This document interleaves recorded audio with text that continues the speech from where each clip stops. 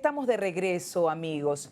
Bien, y Panamá sigue creciendo económicamente, pero hay una realidad que no podemos ignorar y es que cada vez niños crecen en violencia. 1 de cada 3 niños están en pobreza y hasta en pobreza extrema.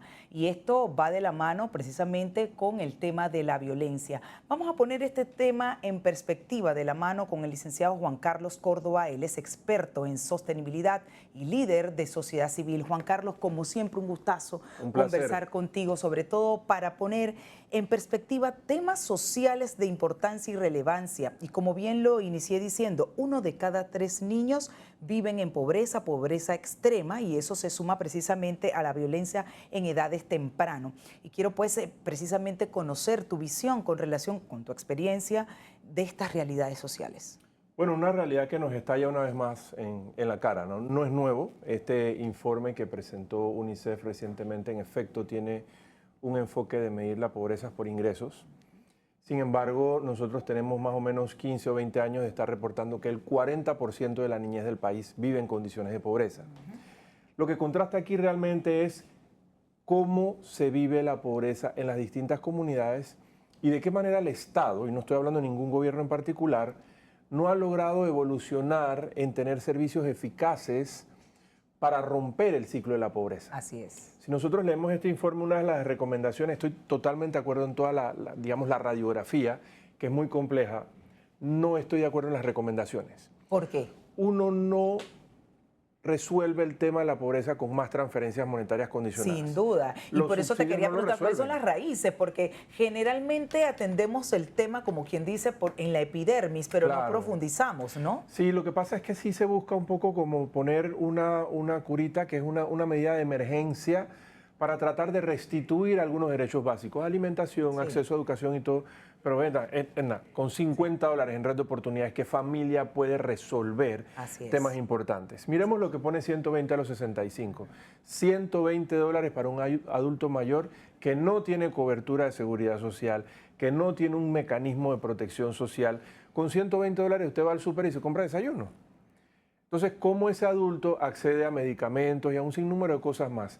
Si trasladamos eso al tema de la niñez y vemos que esta niñez tiene una concentración de pobreza del 35% y 16% en pobreza extrema, no hay programa de transferencia monetaria condicional, no hay subsidio. Que puedas resolver esa situación. Que lo pueda resolver. Entonces, ¿cómo nosotros podemos poner la mirada en construir un ecosistema en el que el Estado sea el ente rector, pero que la empresa privada sepa que tiene una corresponsabilidad, que los ciudadanos sepan que tienen corresponsabilidad y que un representante de corregimiento, un alcalde, sepa también que tiene que poner recursos a disposición de la protección de los niños, niñas y adolescentes. Mire, pongámosle rostro precisamente a esas cifras, porque yo revisando encuentro información de que el 80% de pobreza extrema está en las comarcas. No sé si esa cifra, a mí me parece dantesca, me parece preocupante,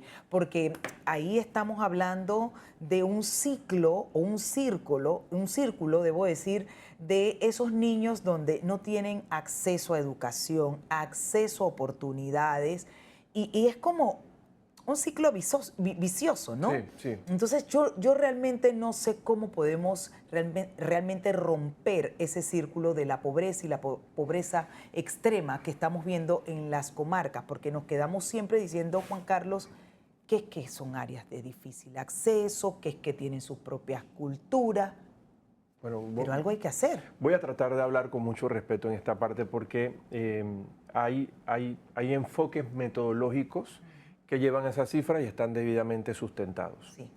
Yo he recorrido todas las regiones de la comarca Nove, yo personalmente, conozco las comarcas en Verá, conozco Guargandí, Madugandí y Gunayala. La pobreza se mide de una manera diferente. En efecto, cuando tú pones esta metodología y tú dices, venga, la gente aquí no tiene para comprar canasta básica, eso es una realidad. Pero son personas que tienen acceso a recursos naturales. Entonces, en temas de desnutrición, en algunos temas básicos, cuando lo miras desde este punto de vista, cambias $1 por un recurso natural que les da sustento. En efecto, tenemos retos importantes en garantizar la calidad de educación. Sí. no hay un problema con cobertura. Nosotros somos un país que dice nosotros tenemos cobertura educativa. Eso es cierto. Lo que no tenemos es calidad. Y la calidad educativa no afecta solamente al NOVE que vive en Tolote o en Camarón Arriba. La calidad educativa afecta a los niños de Curundú, a los chicos de Veracruz, a las escuelas de Burunga. Entonces el problema de acceso, vamos, tú me decías, ¿cuál es la causa raíz? Sí, sí. Aquí el bendito problema es que no vamos a romper los ciclos de pobreza sin tener una conversación entre la política de desarrollo económico y nuestra política educativa. Nosotros seguimos formando a los niños y adolescentes en cosas que ya no existen, ya no vale la pena, Edna. Pero o sea, ¿qué vamos hay a ser de- realistas. Sí, claro, pero ¿qué hay de esa transformación precisamente de la malla curricular que está precisamente en proceso, en camino para cambiar esa realidad? Porque no es la primera vez que hay grupos que advierten que la calidad educativa no es la que se merecen nuestros estudiantes y nos damos cuenta precisamente cuando esos jóvenes se gradúan y van a buscar al mercado laboral oportunidades laborales, no encuentran, no están suficientemente capacitados, no hablan el inglés, entonces hay que ver cómo se consigue ese recurso humano mayormente preparado. Entonces, ¿de qué estamos hablando? Me voy un poquito Juan más a la Carlos? base. No sabemos, no tenemos pensamiento crítico. Exacto. Entonces, Ahí están las pruebas PISA, ERCE. Que no las pasamos. No las pasamos. Entonces son diálogos que venimos teniendo desde pasan ministros, pasan ministras, que no digo que no tengan las intenciones, yo desconozco cuál es el problema de fondo que impide que nosotros tengamos una reforma educativa eficaz. Pero esto es un diálogo en el que ¿Sería ya nos esa la tenemos que... solución? Yo estoy totalmente convencido. Si nosotros no apostamos al tema educativo en Pero calidad, reformar el sistema educativo absolutamente. es urgente. Absolutamente, estamos atrasados en 1000 años y no solo en el contenido, sino en la forma. ¿Cómo nosotros garantizamos que los niños, niñas y adolescentes accedan a los servicios de educación, incluso a los servicios de salud? O sea, nosotros tenemos un país que sigue viviendo en los 70, que sigue haciendo referencia a caudillos cuyos huesos ya ni siquiera existen. Y nos olvidamos de que somos un país que está a la cabeza, a la vanguardia del crecimiento económico por ahora. Ojo, que es mi preocupación. ¿Sabes qué es lo que a mí realmente me preocupa del informe de niñez? Que esos niños se van a convertir en adultos sin las capacidades para tener medios de vida. En un contexto en el que nosotros estamos dejando de tener hijos. Lo que quiere decir que todos esos niños en condición de pobreza y pobreza extrema van a crecer siendo pobres, van a ser adultos pobres y adultos mayores pobres. En una pirámide que se está invirtiendo, nosotros dejamos de tener el bono poblacional de juventud y nosotros vamos camino a ser una población mayormente envejecida. Vamos a ser más adultos mayores que jóvenes. Pudiéramos decir entonces con ese análisis que estamos perdiendo a nuestros adolescentes, a nuestros niños antes de que lleguen a ser adolescentes. El poco capital humano que nos queda, sí. Y eso es una bomba de tiempo. Cuando tú analizas esa condición de Panamá desde el punto de vista social y te das cuenta que Venezuela empieza a dar pasos hacia la recuperación, que El Salvador está volando en economía, que República Dominicana hace rato que está creciendo sin parar y nos va a alcanzar y tiene mayores índices de competitividad, 2 más 2 es 4. Claro. Nosotros vamos a poder sostener el crecimiento económico de este país con ese capital humano. Ahí es donde tenemos que poner la mirada. Y por eso yo digo que es que el problema no se resuelve con más subsidios.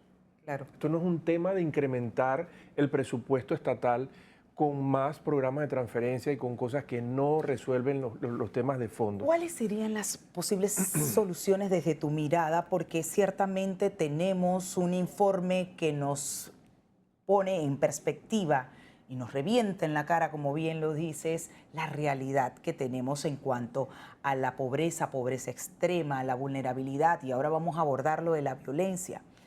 Pero yo me pregunto, no nos podemos quedar en el problema, tenemos que avanzar y trascender a las posibles soluciones. Políticas públicas, que se involucre más la sociedad civil. ¿Qué tenemos que hacer, Juan Carlos? ¿Cuál es tu mirada? Porque hay que poner los puntos sobre las IES, sobre las soluciones, pero también accionar. Porque quizás es muy fácil nosotros aquí conversar, rasgarnos las vestiduras, pero los tomadores de decisiones son los que tienen que decir, sí. Vamos a actuar. Sí. ¿Cuál es la solución Mira, desde tu punto de vista?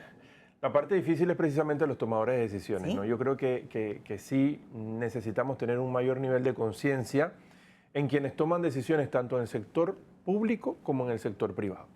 En el sector público uno no puede exigirle a un presidente que lo sepa todo, Claro. y mucho menos Para que eso sepa tiene un sobre equipo. niñez. Pero a la hora de delegar esas responsabilidades en la gente que sí toma las decisiones, que deben saber técnicamente qué hacer, y que lleve al entendimiento de que una CENIAF no está únicamente para privar al niño vulnerado del acompañamiento familiar. Una CENIAF debería estar precisamente emitiendo esas políticas públicas que orienten la inversión privada hacia las cosas que son realmente importantes. Yo no quisiera sonar crítico, pero nosotros estamos como muy desesperados últimamente en poder recuperar o rehabilitar albergues que ya estaban en un proceso de cierre. O sea, entonces ahí empiezas un poco la disyuntiva de, venga, nosotros tenemos una política para desinstitucionalizar a los niños que tienen medidas de protección y ponerlos al cuidado de hogares responsables con seres humanos que los orienten, que los cuidan, pero luego llega un gobierno y te dice, no, listo, vamos a echar para atrás y vamos nuevamente a rescatar los albergues y los hogares que han demostrado no servir, porque no tenemos la capacidad de supervisión. En otros aspectos, yo creo que en materia de niñez, la CENIAF tiene que poner la mirada en otros temas que no sean, que no lo conviertan en un cuarto de urgencia. La Y CENIAF con es un cuarto programas de urgencia. realmente efectivos. Y si, no, si Preventivo, los que tienes no están funcionando, pues momento de ajustarlos, modificarlos. Y como siempre yo digo, hombre, la rueda no hay que inventarla, todo está hecho, Absolutamente. buscar las mejores prácticas en otros países Sí. de programas que sí están funcionando en esa dirección. Mira, el sector privado invierte una cantidad importantísima de dinero en temas educativos. Sin embargo, cuando vas y analizas ese número de programas, estoy hablando de más de 30 millones de dólares al año, solo en educación, de una pequeña muestra de empresas. Cuando tú vas y analizas eso, la plata se va a infraestructuras. Wow. Entonces yo siempre le digo, por lo menos al sector privado, ¿qué hace usted pintando una escuela en un voluntariado? ¿Qué hace usted aportando pintura cuando el Meduca tiene presupuesto para poder resolver los temas de infraestructura? Nuestros desafíos están en la calidad educativa, y vuelvo al punto. Un niño pobre termina la educación, su ciclo escolar, en área urbana y no tiene las competencias para entrar a un mercado laboral y tener un salario digno. Así es. No sabe escribir bien, no tiene acceso, no sabe utilizar la tecnología, cero conocimiento de inteligencia artificial, inglés ni por ahí, y luego voy al punto, el pensamiento crítico. Y ni hablar de las habilidades blandas. No entremos en esa materia porque no nos vamos. No terminamos. No terminamos, pero eso es parte de un ecosistema. Eso es parte de la construcción de lo que propone la Ley de Protección Integral de Derechos de Niñez, en donde nosotros deberíamos tener mecanismos locales que le den a esos niños y esas niñas el acceso a servicios.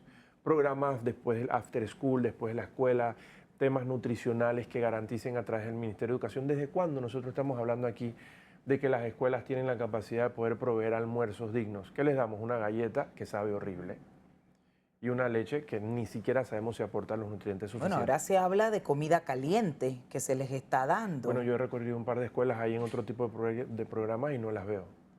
Es que estoy escuchando eso desde hace varios gobiernos. Sí. Ese es el punto. Entonces, aquí el llamado a la ciudadanía es cómo nosotros nos involucramos como ciudadanos más allá del voto para garantizar que este tipo de programas realmente sean efectivos. Tú ves las escuelas llenas en las afueras de madres de familia, de gente que está en torno a eso, que son la comunidad educativa, pero esas voces no se elevan. Nadie se queja por los temas realmente importantes. Está bien, se quejan por la condición del salón, se quejan que si las palomas, pero no nos quejamos por la calidad educativa. Y Panamá lo que necesita es calidad. Ahora, eso también incluye, sin duda, esa capacitación constante del docente, porque si el docente no se capacita, no se actualiza, son los que verdaderamente transmiten el conocimiento a esos estudiantes. Entonces es un tema en doble dirección. En varias direcciones. Fíjate, aquí hay una particularidad y todo gira en torno a las escuelas, porque las escuelas y los centros de salud son de alcance comunitario. Esa es la ventaja que tiene Panamá. Nosotros tenemos presencia en todas las comunidades, tanto de escuelas como de centros de salud. Pero mira cómo un docente se involucra, o cómo un médico, un líder comunitario se involucra en aspectos que tienen que ver con el acceso a la protección. Por ejemplo, nosotros tenemos del último reporte de los derechos del niño 82 recomendaciones, Edna, 82 recomendaciones de cosas que tenemos que mejorar.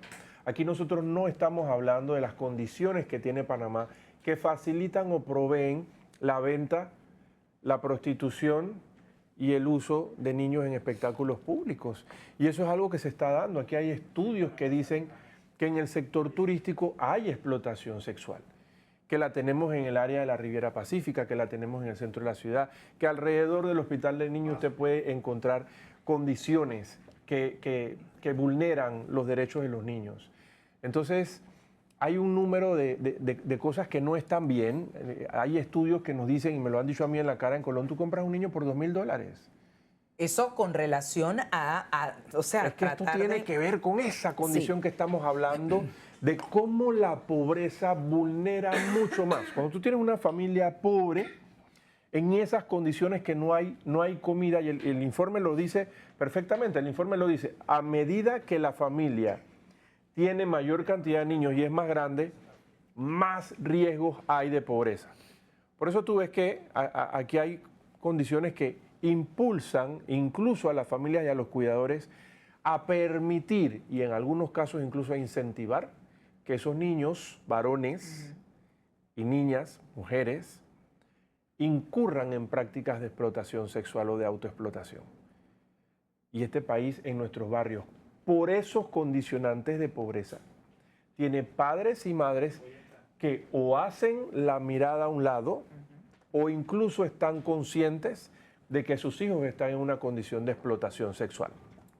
Ahora, Juan Carlos, políticas integrales. Yo no sé si realmente estamos teniendo políticas integrales para atacar y solucionar esta problemática o estamos siendo simplemente reactivos. No, es que no tenemos director de orquesta.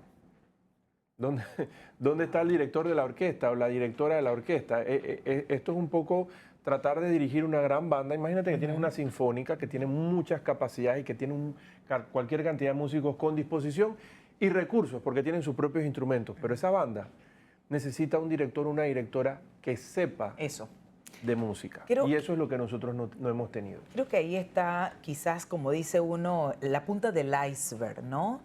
En simplemente poner a las personas en los puestos por amiguismo o compromiso, al final del camino tienes resultados los no esperados. Pasa una factura. Pasa una factura sin duda y es lamentable porque, como bien dices tú, el problema no es de gobierno. Esto ha venido trascendiendo históricamente. No es la primera vez que converso contigo, que me actualizas en cuanto a esta realidad de vulnerabilidad, de pobreza extrema y ni hablar de la violencia. De niños que precisamente por no tener ese acceso y esas oportunidades obviamente son captados por el crimen organizado. Niños que realmente, imagínate, yo con cifras aquí que he investigado, se habla de 1.600 jóvenes vinculados a pandillas, probablemente sean muchos más. Y esto es preocupante porque aumenta precisamente la criminalidad, porque los adoptan por sus carencias y ellos obviamente son fáciles, son vulnerables de ser captados porque quieren esa zapatilla de marca, quieren esa ropa y entran en las pandillas. Por cosas más sencillas, Edna, cuando una pandilla da sentido de pertenencia. Eso, así es. Una pandilla da identidad. Los abraza. Una pandilla da protección. Sí. Y aquí el contraste es que esos factores que antes daba la familia, hoy en día los da un grupo delictivo.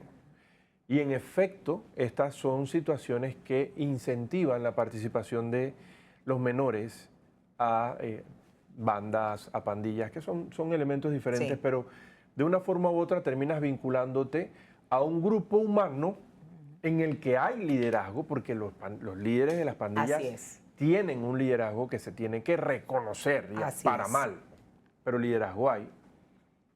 Pero es un liderazgo que se preocupa por ellos, de una forma u otra. Sí. Es un liderazgo que les provee lo que no les proveen en sus casas.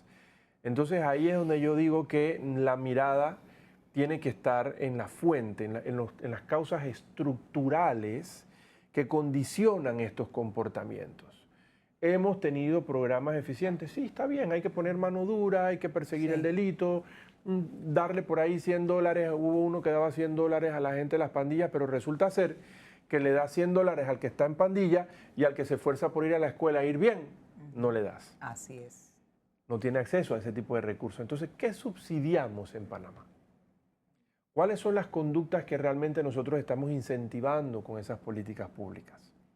Y esas políticas públicas las decide quién y desde qué nivel de conocimiento, expertise. ¿Ya? Y luego toda la parte nuestra, ¿no? Nuestra participación ciudadana. Exacto, y ahí quiero llegar ya para ir concluyendo la responsabilidad o corresponsabilidad que le atañe a la sociedad civil, a la empresa privada, más allá de programas de responsabilidad social. ¿Cuáles serían, a tu juicio? ¿Cómo pudieran coadyuvar ellos precisamente a minimizar, a reducir estas cifras de pobreza? Que creo que están haciendo mucho. Yo he escuchado mucha participación dentro de los RCE de empresas que tratan, pero como que nunca es suficiente. Pues, a ver, se están haciendo muchas cosas. Yo sí soy de la opinión que no podemos terminar reemplazando la función social que le corresponde al Estado. Okay. O sea, la empresa privada no puede terminar cargando esto. Los enfoques desde el sector privado son invertir en lo social para garantizar que hayan entornos en donde la economía prospere. O sea, esto es una inversión estratégica. Claro. Y así tiene que ser visto porque las empresas privadas no existen para hacer caridad. Existen para proveer productos, servicios y hacer dinero con eso. Mover la economía. Bien. Desde ese punto de vista hay experiencias interesantes, hay empresas que se están enfocando 100% en sus colaboradores y sus familias, que no por tener trabajo dejan de ser vulnerables. Aquí hay mediciones de encuesta, Edna. Desafortunadamente no puedo hablar de los nombres ni de quienes lideran esto, pero aquí se han aplicado encuestas socioeconómicas en más de 20 empresas grandes con muestras que superan las 5.000 encuestas, en personas que tienen salarios entre los $800 y los $4.000. Y adivina qué, el 26% de esas personas encuestadas entra en pobreza multidimensional. Tienen condiciones nutricionales no críticas, pero severas. Y esas condiciones nutricionales impactan en el rendimiento escolar de los hijos de esos colaboradores. Entonces las empresas están hoy desde la ciencia interesándose en saber bajo qué condiciones humanas viven sus colaboradores, las familias, y están destinando recursos a poder apalancar ciertos elementos. Porque Panamá tiene un número importante de pobres, pero tiene más gente en clase vulnerable. Yo siempre digo que nosotros somos como una persona gordita, de pies delgados y de pecho delgado, pero con mucha barriga. Nuestra barriga es lo que antes conocíamos como clase media baja. Es correcto. Esa es la clase vulnerable del país. Tienen ingresos, tienen trabajos, tienen tarjeta de crédito, pero la deben. Sí, total. Puedes tener un iPhone 17, pero no tienes para ponerle data. Puedes tener un carro, pero lo tienes que dejar cuando te alejas de la quincena, porque no te alcanza para la gasolina. Eso es Panamá.